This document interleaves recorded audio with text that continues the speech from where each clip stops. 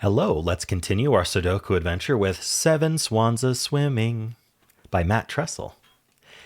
So this is a little bit different than what we've been doing. It is a 7 by 7 with a 6 by 6 inside of it. And let's go over carefully what this means. So first of all, in every row, every single row and every single column, even the ones outside of our 6 by 6 grid, every row, every column, we are placing 1 to 7 once each, which means we are not going to be repeating any digits in rows and columns, and they're going to contain the digits 1 through 7. So it's kind of like it is a 7 by 7 Latin square at the very least. All right, in addition to that, we're going to be calling this row 0 and this column 0 so that the 6 by 6 inside uses our normal 1 to 6 row column numbers.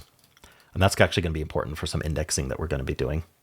And also for these 2 by 3 boxes, digits aren't going to repeat. They're not going to have all of 1 through 7 in them, and they're not even going to have 1 through 6 in them. They're going to have 6 of the digits 1 through 7. They're going to have exactly 6 of the digits between 1 and 7 inside the box. So we're just not repeating digits in the box, but we're not going to be using every digit because there's only 6 cells. All right, so we're going to have swans in the grid. Every 7 in the grid is a swan, like this one here. Each swan must exist somewhere on an arrow line. Each line contains exactly 1 swan. So each of these lines has exactly 1 swan on them. All right. So the ones that like intersect, if there was a 7 here, that would count as the swan for this line here and the swan for this line here. All right. The swan looks in the direction of the arrow. So we have this swan here. The arrow is pointing this way. So it looks in this direction. And it looks at a number of cells equal to the arrowhead count. So the blue ones all have an arrowhead count of 2. So it looks at 2 cells. This green line here has an arrowhead count of 3. So if we placed a 7 here, it would look at these 3 cells. And those cells that it looks at sum to 7. So for example, up here, we could do, sorry, my hand was offset. We could do 3, 4. Because 3 plus 4 is 7. It looks at 2 cells. Over here, we could do, say, 1, 4, 2, because that would add to 7. And that's this one. On this line, it looks at 3 cells. All right. If an arrow is if there's an arrowhead on both sides, then it looks both ways. So a 7 here might do like 3, 4 over here, and then 2, 5 over here, for example. It would have to go both ways. I believe that covers the arrowheads. And then we also have digits on the border. These are indexers. So let's go through the exact example it gives. So if a 3 is placed in row 5, column 0, so 0, 1, 2, 3, 4, 5. So this is row 5, column 0. If we placed a 3 here, then that means that tells us where the 7 goes within our 6 by 6. So we count 1, 2, 3, and that is where the 7 goes. And notice that 7 is now also in this column. And so this digit is going to tell us where it goes, which is going to be a 5. And that's in row 0, column 3. 0, 1, 2, 3. So basically you just have to say, okay, 3, count 3 in, that's where the 7 goes. 5, count 5 in, that's where the 7 goes. All right. And that's it. Those are the rules. There's a link in the description if you'd like to try the puzzle yourself. And I'm going to get started right now. All right, how do we want to get started is, of course, the question. I think this 7 could have been deduced, but it's nice that it was just given, so we didn't have to think about it. But if you think about it, it's the only place we could put a 7 in this row or column, because otherwise we'd be pointing off the grid for where the 7 went in that row. It wouldn't make any sense. But it's nice that we're given that, so we don't have to think that through, because it's a little ambiguous. Let's see. So this green line is interesting to me because there's only one way to sum to 7 in 3 cells, which is 1, 2, 4, if you can't repeat. So we know the 7 doesn't go here or here or here. So the 7 is somewhere up here in order to use 3 cells in order to use the 1, 2, 4 in 3 cells. So that means that we're not putting the 1, 2, 4. We're not putting the 1, 2, 4 here or here. These are not 1, 2, 4. So if I write out 1 through 7, I can get rid of 1, 2, and 4, and this one's not a 7. And so now, and we can actually think about, okay, the 7's going to go here, here, or here. That's 1, 2, or 3. But notice that if I were to try to do, yeah, this is great. Let's say this was a 7, right? I'd have to put 1, 2, 4 down here. But this digit here would have to be a 1 in order to point at it, and that would use up the 1 for the 1, 2, 4 I need. So the only option is to do a 3 here, because 3 is not used up by the 1, 2, and 4 that are below the 7. And so then the 7 goes exactly here, and then that puts, that puts a 5 here. All right, and then this is a 1, 2, 4 triple, and that leaves the 5 and 6 up here. Okay. Now the 7 in this row is a little limited as well, because it needs to have 2 cells to its left and 2 cells to its right at least. So it's going to be here or here. That's a 3 or a 4. So one of these is a 1 in order to point at it.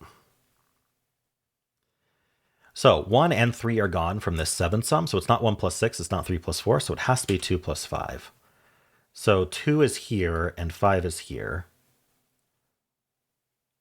Okay, we cannot put a 7 here because it doesn't see 2 cells above it. So this can't be the 2. So this is the 5 and this is the 2. Putting a 7 here and a 7 here. So now we know these two add to 7 and we know these two add to 7, which means these two add to 7. That's interesting though, because we can't put a 7 here to utilize that. All right, I can fill this digit. This is a 1, this is a 2. That means that's not a 2. So we know this is from 3, 4, 6. And we know these are, the 1 goes here, and we know these are from 1, 4, 6. Okay, and we can't put a 7 and 4 because there's already a 7 in the box. So this has to be the 6, putting a 7 down here, making that the 6 as well. This is a 1, 4 pair now. So 1s are here, 4s are here. This can't be the 4 because there's a 7 in the... Sorry, the 7 can't go here. So already 7 in the box. So this is 1, this is 4, putting a 7 here, which makes this a 4. This is a 3. This is 7. Okay, we have all the 7s placed. That's nice. So we know these two add to 7. So it's either going to be 6 plus 1 or 5 plus 2. And then over here, these add to 7. 4 is gone. So the 3 actually ends up here because it can't be part of a 7 sum. I don't know if that does anything for me.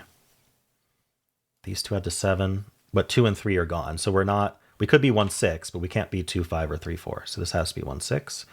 And then that leaves 4, 5 down here. Now, these two add to 7.